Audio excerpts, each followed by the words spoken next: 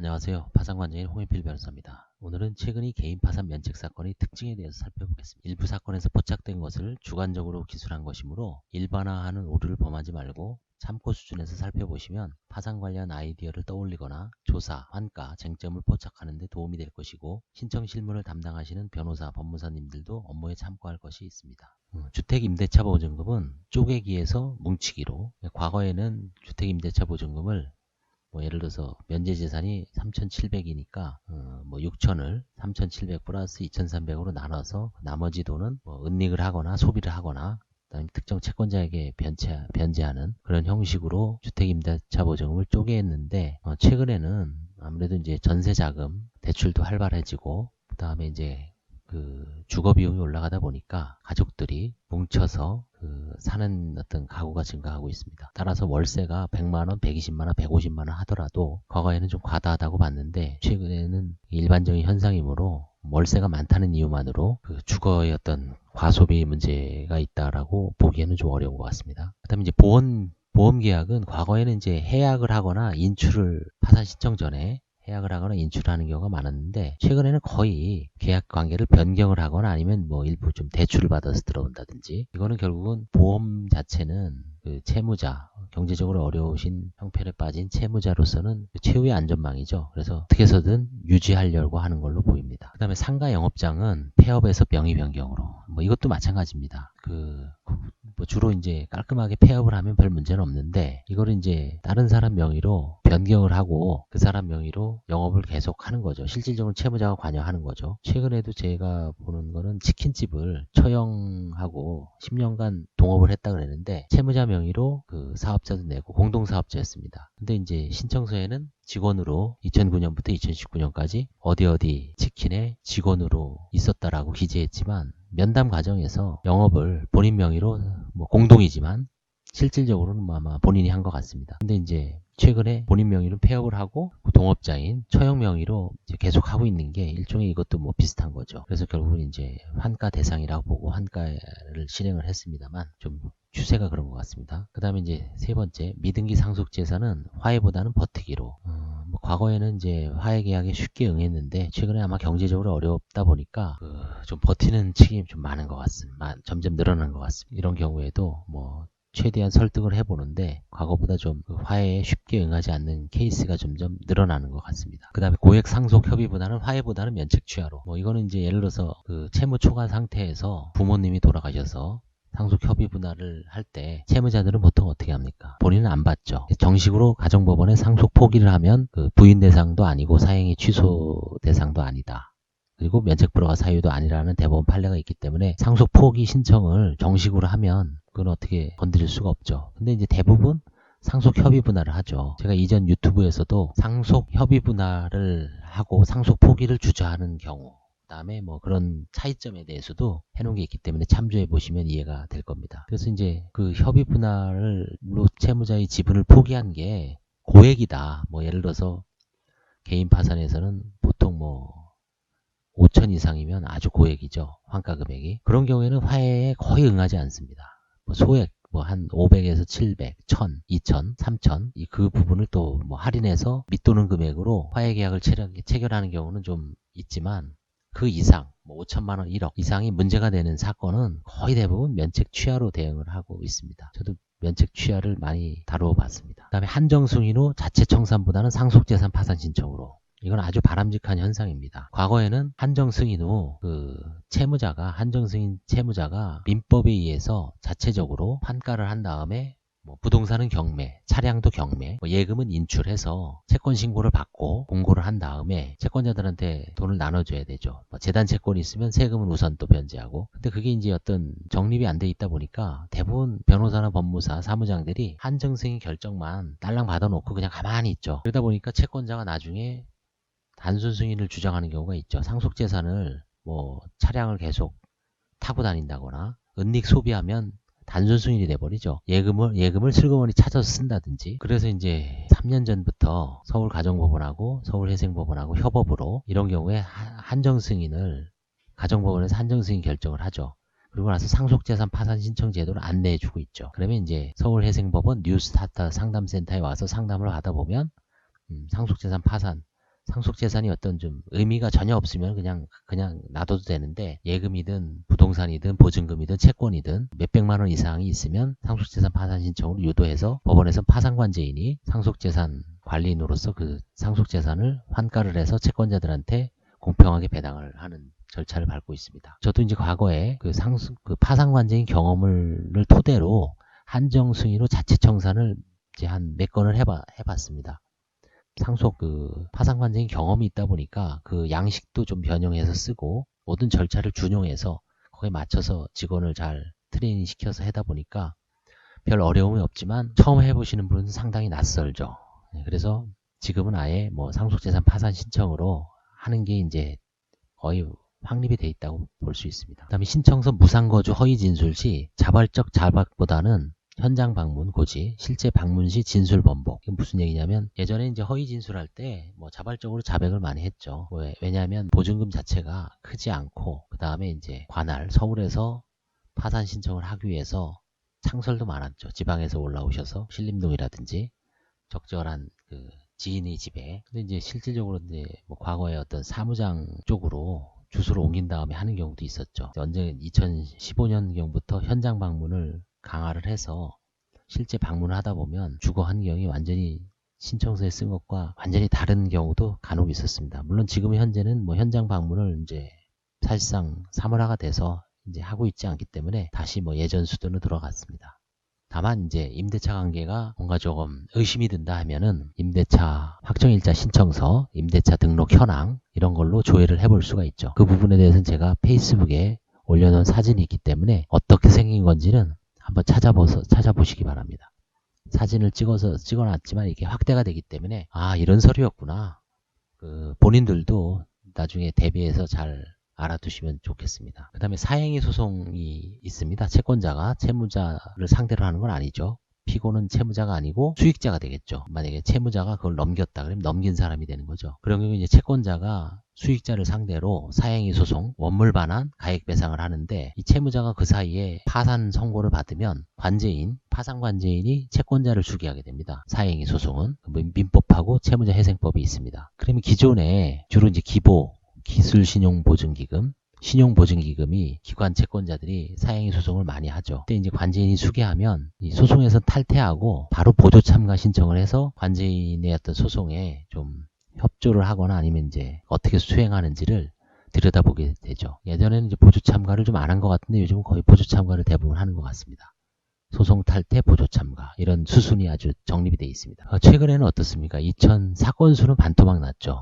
처음에 저희가 이제 2012년도 이 새로운 제도를 시행할 때는 사건이 뭐 한 달에 40건, 뭐 많을 때는 50건. 물론 이제 1년 중에 한 2달 정도는 쉬죠. 한 350에서 400건은 넉넉히 했었는데 최근에는 계좌를 들여다봐야 하는 개인회생, 일반회생 사건만 편파행위 만연이 돼 있죠. 개인 파산에서는 아무래도 이제 사건 수가 많이 줄어들어서 계좌를 많이 들여다보게 됩니다. 그래서 이제 편파행위를 아무래도 많이 잡아내는 것 같습니다. 사건 수가 적다 보니까 계좌를 열심히 들여다보는 그런 현상이 생기죠. 그 다음에 전문직 종사자, 변호사, 법무사, 뭐 의사도 있습니다. 개인 파산 신청에서 비자발적 채권자 파산 신청이 증가. 이것도 약간 이제 제가 엄밀하게는 구분하면은 얼마 전에 제 유튜브에다가 의료인 파산이 특징, 의료인 파산이 문제점. 그것도 이제 아마 지금 사례가 한 10개 있기 때문에 지속적으로 제가 잘 편집을 해서 이제 향후에 올리려고 그랬는데 의사는 그 현행 의료보험 체제에서는 의료보험만 제대로 좀 착실하게 받으면 특별하게 망하는 직업은 절대 아니다라는 게 이제 일반적인 통념입니다. 근데 이제 주로 뭐 다른 거 하시다가 많이 망하죠. 뭐 건강 사업, 건강 보조식품 사업, 그다음에 뭐 부동산 투자, 그리고 이제 욕심을 부리다가 증권 투자하다가 망하죠. 근데 이제 변호사들도 마찬가지입니다. 변호사들도 뭔가 순수하게 변호사만 하면 큰 돈은 못 벌어도 그냥 그럭저럭 먹고는 살죠. 이제 욕심을 부리죠. 뭐 시행사업을 하다가 아니면 무슨 사업을 했다가 물려갖고 이제 아주 큰 돈을 잃고 아마 쫄딱 망하는 경우도 있습니다. 그런데 그 변호사들은 자존심이 있어서인지 아니면 뭐 법을 알고 있어서 그런지 몰라도 또 자격과 관련이 되죠. 파산자는 변호사의 자격이 제한이 되죠. 이론적으로는 법상. 그래서 개인적으로는 개인 파산에서는 자발적으로 파산을 안 합니다. 주로 채권자가 변호사를 파산시킵니다. 채권자 파산 신청이 많습니다. 변호사, 법무사가 스스로 자발적으로 파산하는 경우도 물론 있겠지만 제가 경험한 바로는 간접적인, 저는 이제 뭐 개인 변호사 파산은 아직 한 번도 안 해봤습니다만 그 주변 변호사님들, 관제인들의 얘기를 들어보면 개인 파산에서 변호사 파산은 채권자 파산 신청이 좀 더 많은 것 같습니다. 저는 이제 법무사 파산을 해봤는데 나이 드신 그 당시에 한 70 넘으신 할머니인데 사무장이 등기 비용을 갖고 튀어서 1억인가 2억의 피해를 봐서 결국은 그냥 뭐 파산 들어오셨더라고요. 자격도 이제 자기는 뭐 다 그냥 워낙 나이가 드셔서 관두고 그냥 면책만 받겠다고 들어오셨어요. 그래서 뭐 특별한 문제가 없어서 바로 면책이 됐고, 그 다음에 변호사는 이제 변호사가 파산 신청을 한 거를 그 채권자가 파산 신청을 한 사안에서 판사가 변호사를 이제 신문을 해서 법정에서 불러서 신문을 할 때 그 저게 이제 곧 내 사건으로 나중에 와야 되는데 결국은 선고를 안 하더라고요. 아니면 뭐 다른 그때 그 재판부가 없어지면서 딴 데로 갔는지 몰라도 그 채권자하고 아마 돈을 갚을 수도 있죠. 그때 형사 성공보수를 반환을 하는 문제로 한 5, 6천 갖고 싸우는 것 같더라고요. 의뢰인하고. 그래서 이제 의뢰인이 열받으니까 변호사를 파산 신청한 것 같습니다. 그 돈을 안 준다는 이유로. 그렇듯 그 채권자 파산 신청이 조금 더 많은 것 같습니다. 아직은. 그 다음에 모든 것을 거덜내고 장기간 채무를 방치한 후 파산하는 것보다는 채무 초과, 지급불능 임박 시점에 즉각적인 파산 신청을 하는 경우가 점점 늘어나는 것 같습니다. 이건 어떻게 보면은 바람직한 현상 같아요. 이거는 예전처럼 뭐 IMF 끝나고 뭐 한 몇 년 지난 다음에 뭐 IMF 때 파산 망한 분들이 아직까지 파산을 못하는 분들도 좀 있습니다. 지금도 97년에 망했는데 20년 됐죠 벌써. IMF 20년 더 됐나요? 17년, 97년, 22년째죠 IMF가. 20년 넘었는데도 아직까지 파산을 안 하신 분들도 있을 거예요. 근데 이제 최근에는 어느 정도 지급 불능 임박 시점에 이제 파산이라는 제도가 워낙 많이 알려졌고 낑낑거리고 해봐야 채무만 늘지 지급 불능 시점에 그냥 바로 해버리는 빨리빨리 파산 신청하는 경우가 늘어나고 있습니다. 이건 상당히 좀 바람직한 현상 같아요. 빨리 갱생에 이르고 물론 이제 거기에서는 채무 초과 시점이라는 걸 예상을 하고 대출을 확 받은 사람, 그런 거는 이제 불량 채무자들은 걸려내게 되겠지만 그런 경우가 아니라 계속 돌려막기 하면서 채무가 쌓이고 그 다음에 뭐 실직도 하고 그러니까 이제 계속 또 빚을 카드라든가 대출을 받아서 생활비에 충당을 하고 조금 갚다가 이자 갚다가 또 빚이 쌓이고 이러다 보면 뭐 이제 더 이상 뭐 돈을 빌릴 데가 없죠. 바로 파산 신청을 하는 겁니다. 그런 사안이 점점 늘어나고 있습니다. 그 다음에 이제 부동산 경매 임박, 채무자의 허위 소액 임차 보증금 끼워넣기 시기에 사기에서 주택금융공사, 그러니까 예전에는 경매에 임박했을 때 소액 임차 보증금 최우선 변제 제도를 악용해서 브로커와 짜고 브로커가 채무자, 그러니까 부동산 경매 당하는 사람이죠. 대출을 좀 해주고 아니면 이제 대출을 해주고 거기에 이제 입주시키죠. 채무자를.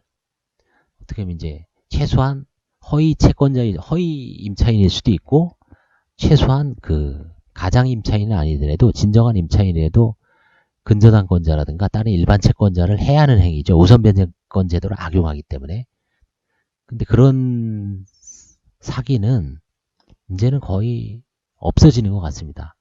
최근에 제가 한 사안에서도 채무자가 이 개인으로 딱 돼 있으니까 이거 누구냐 했더니 임차인이라는 거예요. 그래서 좀 이상해서 아니 이 사람이 왜 임차인이냐. 과거에 거래처인데 돈을 못 주니까 입주를 시킨 거예요. 거기다가 주민등록을 옮겨놓고 임대차 계약서를 작성해서 확정일자 딱 받은 다음에 사는 것처럼. 왜?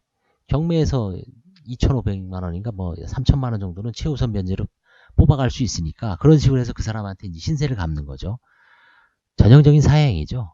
그래서 이건 안 된다. 본인이 어떻게 우연하게 얘기를 해요. 그걸 아마 덥석덥석 얘기를 하죠. 일반인들. 거짓말 잘 못합니다. 사실은.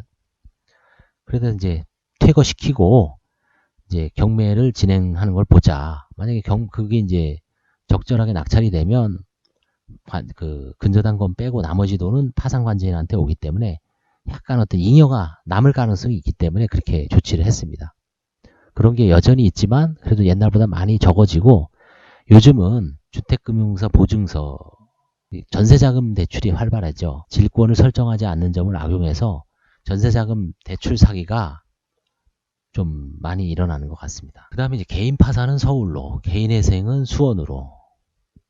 이거는 이제 뭐 명확한 건 아니다만 예를 들어서 서울이 1,400건의 개인 회생이면 수원은 1,100건이에요. 그러니까 뭐 수원도 물론 인구가 많습니다. 이제는 거의 한 관할이 7, 800만 되나요? 근데 그래도 이제 한강 이북의 의정부기 때문에 이게 개인 회생이 수원으로 좀 많이 몰리는 것 같기도 하고, 아니면 이제 예전에 관할 문제도 있죠. 경기 고등법원이 생겼죠. 그래서 이제 한강 이남의 자영업자들은 예전에는 서울회생법원에서 고등법원을 관할한 서울회생법원으로 관할이 창설이 될 수 있었는데 최근에는 그게 안 되죠. 이 법을 바꾸기 전에는 만약에 뭐 수원 한강 이남 지역에서 자영업 하시다가 회생을 하겠다. 개인 회생 5억 미만. 그런 분들은 서울에서 하는 방법이 없죠. 어디서 해야 됩니까? 경기 고등법원을 관할하는, 수원 고등법원을 관할하는 수원지방법원이 하는 수밖에 없죠. 그래서 제가 보기에는 그게 수원이 개인 회생이 는 이유가 아닌가. 예전에는 그거를 서울에 있는 뭐 브로커라든지 영업하시는 그 개인 회생 파산을 많이 하는 데서는 적극적으로 영업을 해서 서울로 사건을 유치할 수 있었는데, 지금은 그게 뭐 아직 특별 규정이 없어서 불가능한 것 같습니다. 그러니까 서울 회생이 수원으로 상대적으로 많이 가는 것처럼 보이는 거죠. 약간 착시 현상일 수도 있습니다. 이거는 제가 이제 약간 좀 개인적 경험이기 때문에 명확한 건 아닙니다. 아주 희귀하다. 희귀 현상으로 브로커형 관할 쇼핑인가? 수도권 남부 지역의 근로자, 자영업자의 상한 능력, 한계, 인계점이 폭발력이 있는가?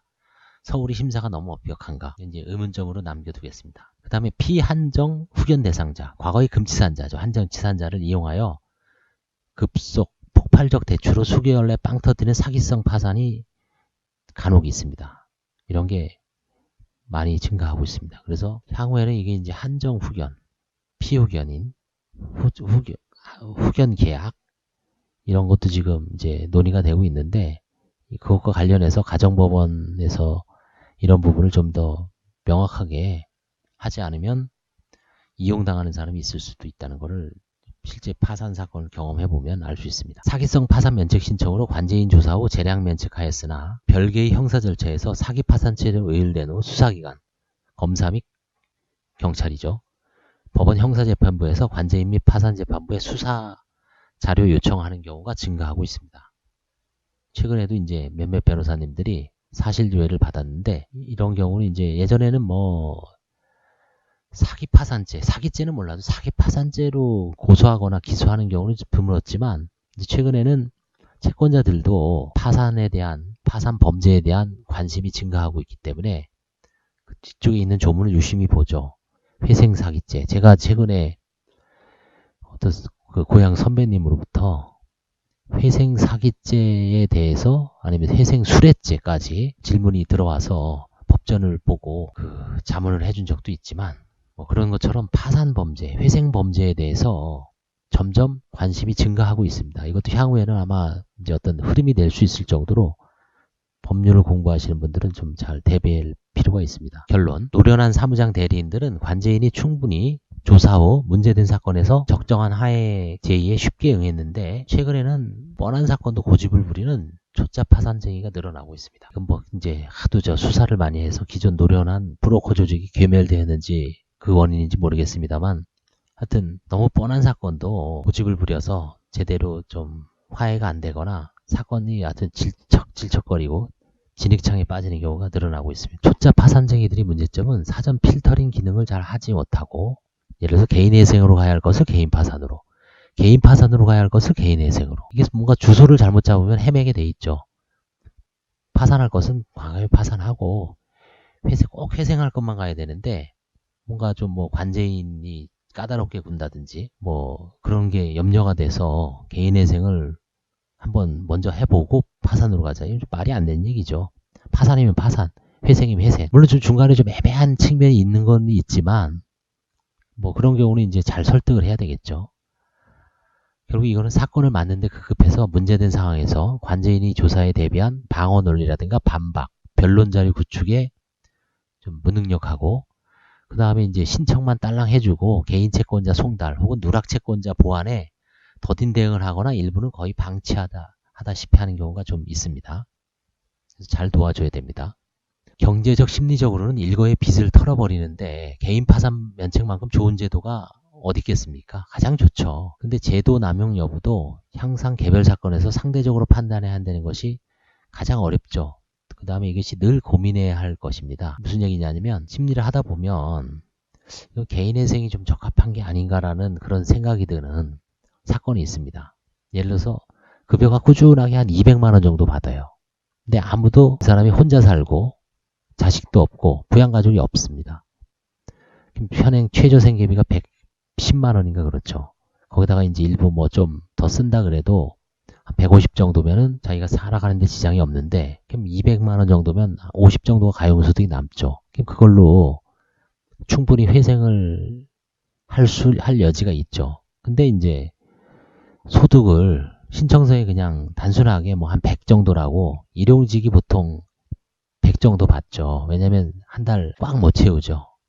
있는 날이 있고 없는 날이 있고. 그럼 대략 소득이 들쑥날쑥해요. 80만 원 받을 때도 있고 120 받을 때도 있고. 평균 100 정도로 딱 신청을 하는데 실제 통장을 까보니까 그런 일용직이 아니고 그냥 꾸준하게 직장을 다니면서 200 정도를 버는 경우가 있죠. 그런 경우가 어떻게 할 것인가? 이 사람은 파산제도를 남용한 것인가? 빚도 뭐 한 4, 5천 된다.